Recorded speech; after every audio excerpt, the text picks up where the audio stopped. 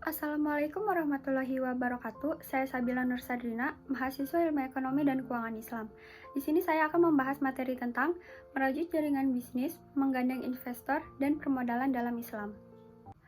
Strategi untuk mengembangkan bisnis Islam. Konsep strategi bisnis. Menurut Alfred Candler, mengemukakan strategi adalah penerapan sasaran dalam jangka panjang sebuah perusahaan dan arah tindakan serta alokasi sumber daya yang diperlukan untuk mencapai sasaran dan tujuan tersebut. Dalam mengembangkan kerjasama, jaringan usaha umumnya didorong 3 faktor. Yang pertama, ada relasi sosial, perseorangan atau unit bisnis. Yang kedua, ada pihak yang menguasai sumber daya.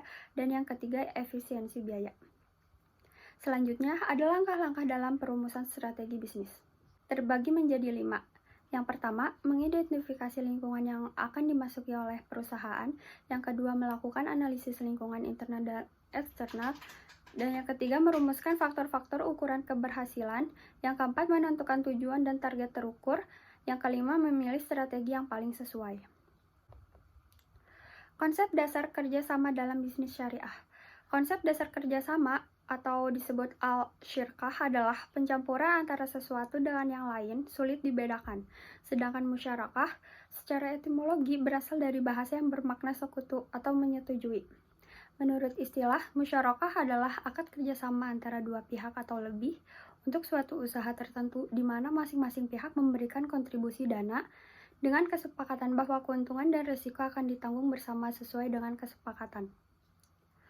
Kemungkinan kelayakan investasi syariah. Investasi adalah suatu kegiatan menempatkan dana pada satu atau lebih dari satu jenis aset selama periode tertentu dengan harapan dapat memperoleh penghasilan dan atau peningkatan nilai investasi di masa mendatang. Konsep daripada investasi adalah yang pertama, menempatkan dana pada masa sekarang, yang kedua, jangka waktu tertentu, yang ketiga, guna mendapatkan manfaat, balas jasa atau keuntungan di kemudian hari. Adapun etika investor dalam berinvestasi.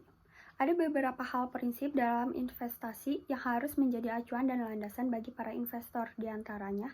Yang pertama, tidak mencari rezeki pada hal yang haram, baik dari segi zatnya maupun cara mendapatkannya, serta tidak menggunakannya untuk hal-hal yang haram. Yang kedua, tidak menzalimi dan tidak dizalimi. Yang ketiga, keadilan pendistribusian pendapatan. Yang keempat, transaksi dilakukan atas dasar ridho sama ridho. Yang kelima, tidak ada unsur riba, maisir atau perjudian atau spekulasi dan goror, ketidakjelasan atau samar-samar. Selanjutnya ada akad-akad pinjaman modal usaha syariah. Yang pertama, mudharabah. Mudharabah yaitu bantuan permodalan 100% dari pihak penyalur dana untuk membantu bisnis pihak peminjamnya. Perjanjian pembagian keuntungan dalam akad mudharabah ini adalah bagi hasil. Yang kedua ada musyarakah. Musyarakah yaitu iuran pemodalan antara dua belah pihak untuk mendanai sebuah usaha. Dalam konteks ini, dua pihak yang terlibat sama-sama memberikan bantuan pendanaan, walaupun persentasinya boleh berbeda. Selain itu, kedua pihak tersebut juga wajib sama-sama aktif memberikan tenaga untuk mengelola usaha. Yang ketiga ada RAN, atau peminjam modal secara syariah. RAN adalah merupakan dengan jaminan barang tertentu yang diserahkan pada penyalur dana.